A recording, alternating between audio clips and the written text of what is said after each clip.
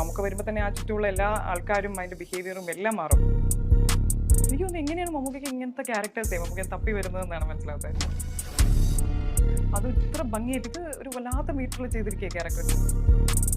സ്കില്ലൊന്നും അങ്ങനെ തീരുന്നൊന്നുമല്ല മമ്മൂക്കയുടെ സ്കില്ലൊക്കെ ഭയങ്കര എന്താ പറയുക. ഇനിയും ഒരുപാട് ക്യാരക്ടേഴ്സ് വരാനുണ്ട്. ഫീമെയിൽ ലീഡ് ആകെ ഒരൊറ്റ ആളേ ഉണ്ട്, അത് നമ്മുടെ സ്വന്തം അമ്മയുടെയാണ്. ഞാൻ പണ്ടേ കോൺഫിഡന്റ് ആണ്. ഞാൻ ഒരു ചെറിയ റോളാണ് ഒരു സ്ഥാനത്ത് ചെയ്യുന്നതെങ്കിൽ അത് ചെറിയ റോള് എന്നുള്ള ലൈനിലല്ല. നമ്മൾ ആ കഥാപാത്രത്തിന് ഒരു കഥയുണ്ട്, അതിന്റെ പൂർണ്ണതയിലാണ് നമ്മൾ ചെയ്യുന്നത്. ലാലേട്ടൻ്റെ കൂടെ ചെയ്യണമെന്ന് ഭയങ്കര ആഗ്രഹമുണ്ട്.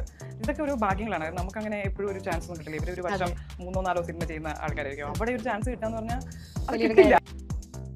സിനിമ ഉണ്ടായിരുന്നോ? കണ്ടിരുന്നു. എന്റെ ബ്ലാക്ക് ആൻഡ് വൈറ്റ് ആയിട്ട് തോന്നിയോ? ഫുൾ കളേഴ്സ് നമുക്ക് കാണാൻ അതിൻ്റെ അകത്ത്. അതായത് കളറൊന്നും ഇല്ല. ഇത് ചില സീൻസ് ഒക്കെ ഭയങ്കര ഇന്റിമേറ്റ് ആയിട്ടാണ് ഷൂട്ട് ചെയ്തത്. ഇപ്പോൾ സിദ്ധാർത്ഥ ആണെങ്കിലും അർജുൻ ആണെങ്കിലും നമുക്ക് കണ്ടാൽ ഭയങ്കര കുറച്ച് ക്യാരക്ടേഴ്സ് ഉണ്ട്. അപ്പം ഇത് ചിലപ്പോൾ അർജുന്റെ സിനിമയായിരിക്കും. അതുകൊണ്ടാണ് ഇപ്പൊ മമ്മൂക്കയും രാഹുലും ഈ സിനിമ മമ്മൂക്കയാണ് ഇതിന്റെ ഒരു മെയിൻ ഇത്. കലിയുഗത്തിന്റെ ഒരു അപഭ്രംശം.